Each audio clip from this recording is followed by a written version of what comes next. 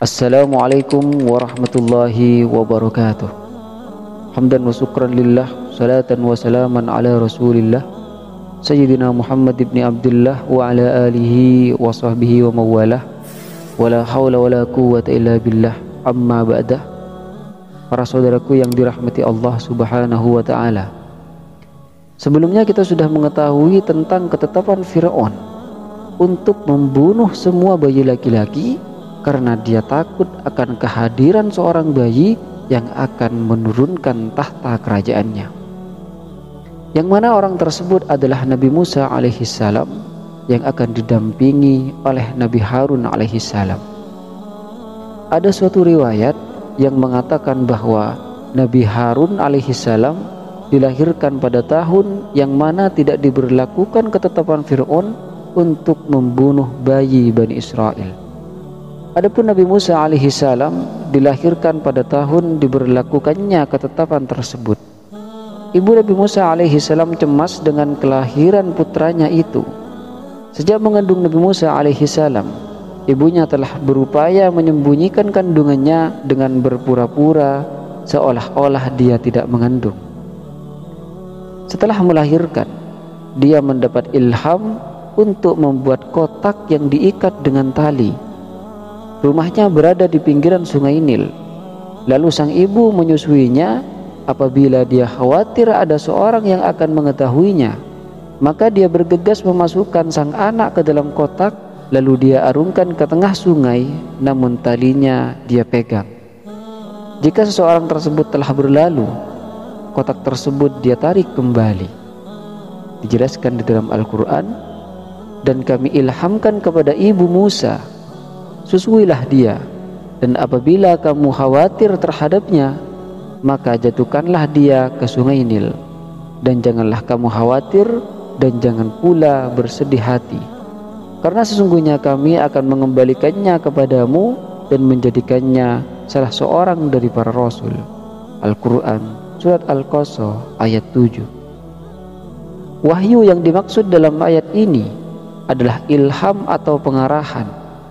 Allah subhanahu wa ta'ala mengilhami ibu Nabi Musa alaihissalam agar jangan takut dan cemas. Kalaupun akhirnya Nabi Musa alaihissalam berpisah darinya, dia akan mengembalikan Nabi Musa alaihissalam kepada pangkuannya. Bahkan dia akan menjadikannya sebagai seorang nabi dan rasul yang akan mengangkat tinggi-tinggi kalimatnya di dunia dan di akhirat.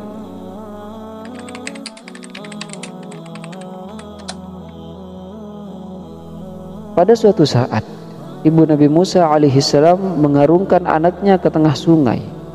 Namun dia lalai hingga tali untuk mengikat kotak tempat anaknya terlepas. Maka kotak tersebut bersama anaknya terbawa arus sungai Nil hingga akhirnya melewati istana Fir'aun. Kotak tersebut dilihat oleh budak-budak perempuan Fir'aun dan ditemukan oleh para dayang istana. Pertama kali kotak tersebut ditemukan masih dalam keadaan tertutup. Mereka tidak berani membukanya, lalu mereka sarankan kepada istri Fir'aun yang bernama Asiyah binti Muzahim. Ada yang mengatakan bahwa Asiyah keturunan penguasa Mesir pada zaman Nabi Yusuf alaihissalam. Ada pula yang mengatakan bahwa ia adalah keturunan Bani Israel, sama seperti Nabi Musa alaihissalam. Ketika kotak itu dibuka, seketika itu juga wajah Asiyah berseri-seri, dan sejak pandangan pertama sudah tertanam dalam hatinya perasaan cinta yang sangat dalam terhadap anak tersebut. Ketika itu Fir'aun datang dan berkata, "Apa itu?" Dia hendak merampasnya, namun istrinya segera melindunginya seraya berkata, "Buah hatiku dan buah hatimu." Fir'aun menjawab, "Ya, dia menjadi buah hatimu, sedangkan bagiku tidak." Sang istri membujuk suaminya agar jangan membunuhnya, dengan harapan sang anak akan bermanfaat bagi mereka dan dapat mereka jadikan sebagai anak angkat. Apalagi mereka belum dikaruniai seorang anak. Dijelaskan di dalam Al-Quran, dan berkatalah istri Fir'aun, Ia adalah penyejuk mata hati bagiku dan bagimu. Janganlah kamu membunuhnya, Mudah-mudahan ia bermanfaat kepada kita, atau kita ambil ia menjadi anak, sedang mereka tiada menyadari. Al-Quran Surat Al-Qasas ayat 9.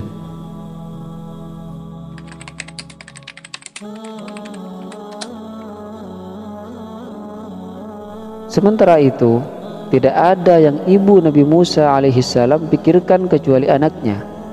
Nyaris saja dia ingin berterus terang tentang perkara sesungguhnya dan menanyakan tentang anaknya secara terang-terangan. Namun Allah menguatkan hatinya hingga hal tersebut tidak dilakukan. Sebagai alternatif, dia memerintahkan putrinya yang paling besar untuk mencari jejak keberadaan adiknya. Lalu sang anak tersebut memenuhi perintah sang ibu, namun dia hanya mengamati keberadaan Nabi Musa alaihissalam dari jarak jauh saja. Itu pun dengan sikap seakan-akan dia tidak bermaksud kepadanya agar tidak ada orang yang mengenali jati dirinya. Bertepatan dengan itu, kalangan istana sibuk mencarikan orang yang dapat menyusui Nabi Musa alaihissalam. Karena sudah berbagai usaha dicoba untuk menyusuinya, tidak juga membuahkan hasil. Begitu pula Nabi Musa alaihissalam tidak bersedia memakan makanan yang disodorkan. Lalu beberapa orang diutus untuk membawa Nabi Musa alaihissalam ke pasar dengan harapan ada yang dapat menyusuinya. Ketika itu, saudara perempuan Nabi Musa alaihissalam melihatnya, namun dia pura-pura tidak mengenalnya.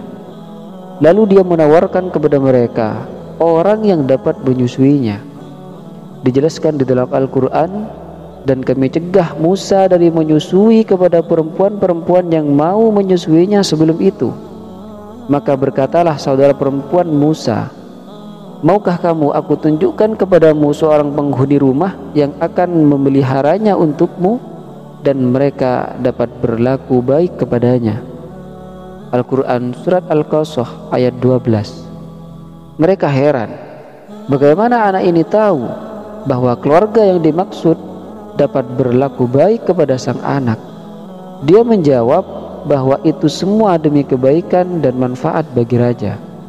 Akhirnya mereka menuruti permintaan anak perempuan tersebut ke rumah yang dia maksud.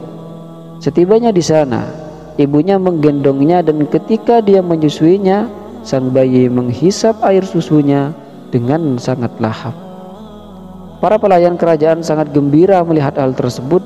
Lalu mereka segera memberi kabar gembira tersebut kepada Asiyah. Maka dia mengundang ibunya ke kediamannya. Lalu dia menawarkan kepadanya agar sang ibu tinggal bersamanya agar dapat ikut merawat anak tersebut dengan baik. Namun sang ibu menolak dengan alasan bahwa dia memiliki suami dan anak-anak. Dia menawarkan agar sang anak tersebut dikirim saja ke rumahnya. Maka akhirnya disepakati bahwa Nabi Musa alaihissalam dikirim ke rumahnya untuk disusui. Sebagai imbalannya, sang ibu diberi upah dan dipenuhi segala kebutuhannya, baik berupa pakaian atau kebutuhan lainnya. Akhirnya sang ibu pulang membawa anak yang dicintainya. Demikianlah Allah membuktikan janjinya untuk mengembalikan Nabi Musa kepada ibunya yang sangat mengasihinya. Dijelaskan di dalam Al-Quran, maka kami kembalikan Musa kepada ibunya supaya senang hatinya dan tidak berduka cita, dan supaya ia mengetahui bahwa janji Allah itu adalah benar. Tetapi kebanyakan manusia tidak mengetahuinya. Al-Quran Surat Al-Qasas ayat 13. Wallahu a'lam. Demikianlah kisah Nabi Musa alaihissalam yang dijadikan anak angkat oleh Asiyah. Semoga bermanfaat. Assalamualaikum warahmatullahi wabarakatuh.